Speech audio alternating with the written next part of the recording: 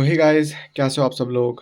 I hope आप सब लोग बढ़िया होंगे एंड आगे भी बढ़िया रहे and welcome back to my video. And आज की प्रोग्रेस मतलब मैं आज क्या ही बताऊँ, मतलब आज भी बिल्कुल कल के जैसा ही दिन रहा। मतलब आज भी मैंने सिर्फ लेक्चर्स देखे। देखो एक्चुअली मैंने क्या ना मतलब मैं सुबह उठा था लेकिन मैं बैठ नहीं पाया क्वेश्चन प्रैक्टिस पे। मतलब मैं एक्ट नहीं कर पाया and that is the only reason. And और ऊपर से बोर्ड्स का टेंशन भी है, प्रैक्टिकल्स की काम।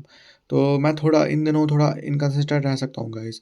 सो क्योंकि मेरा बोर्ड्स अभी आने वाला है, मतलब आई गेस यही 1 महीना बच चुका है मेरे बोर्ड्स को, 12th के बोर्ड्स को। तो उसको भी थोड़ा साथ-साथ में मैनेज करना पड़ रहा है एंड जेईई की प्रेप को भी।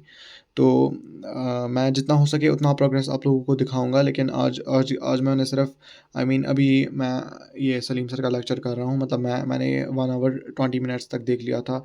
उसके बाद मेरे घर में थोड़े ये फैमिली मेंबर्स आए थे जिसकी वजह से अब आधा देखना है।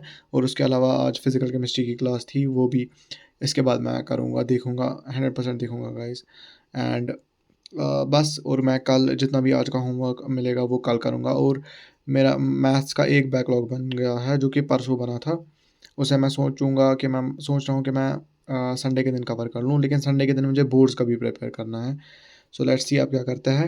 एंड बहुत सारे लोगों ने मुझे कहा कि आपने अर्ली ड्रॉप क्यों लिया, मतलब वो ये सब। तो अर्ली ड्रॉप लेने का यही रीज़न है क्योंकि मैंने क्लास 11th पढ़ी ही नहीं थी भाई।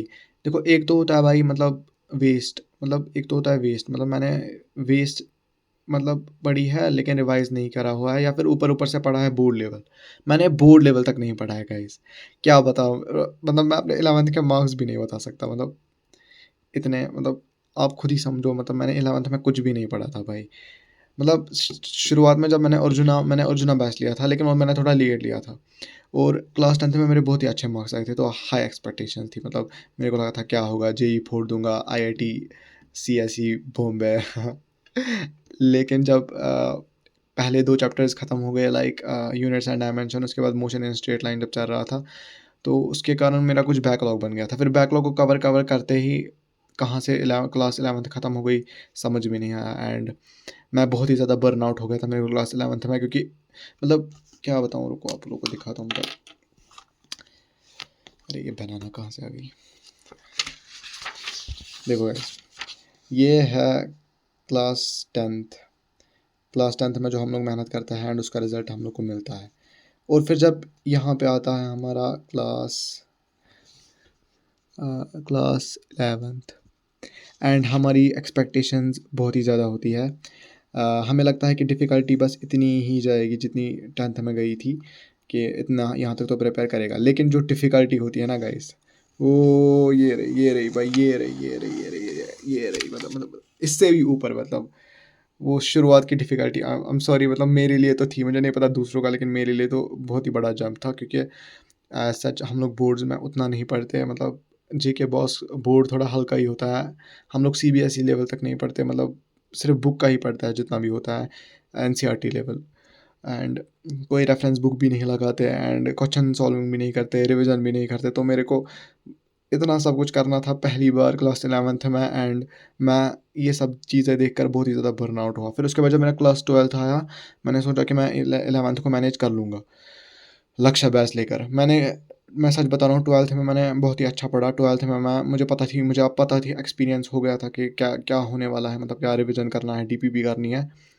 बट क्लास 12th में थोड़े क्लास 11th के कॉन्सेप्ट्स आ गए, लेकिन मैं उन्हें फिर भी देखता था।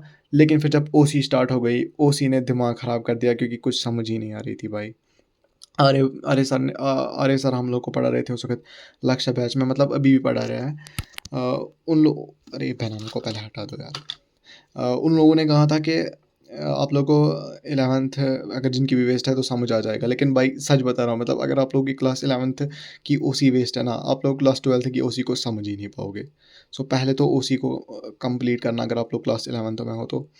सो मैंने सोचा कि मतलब मेरी क्लास 11th भी कवर नहीं है, जिसका ऑलमोस्ट क्लास 11th का ऑलमोस्ट 45 टू 50% वेटेज होता है जेईई में। मतलब जब यही मैंने कवर नहीं करा हुआ था तो मेरा जेईई कैसे होता। And it's not like I give up, it's like मैंने बहुत ही अच्छा डिसीजन लिया, क्योंकि देखो मेरे बोर्ड्स भी अर्ली ही ख़त्म होंगे, नवंबर में ही ख़त्म होंगे।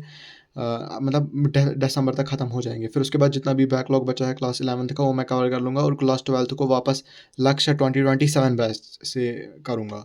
मेरा यही प्लान है, अब देखते हैं आगे क्या-क्या होगा।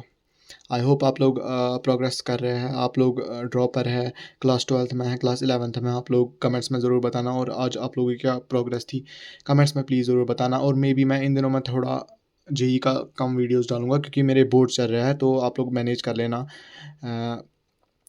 And peace, bye.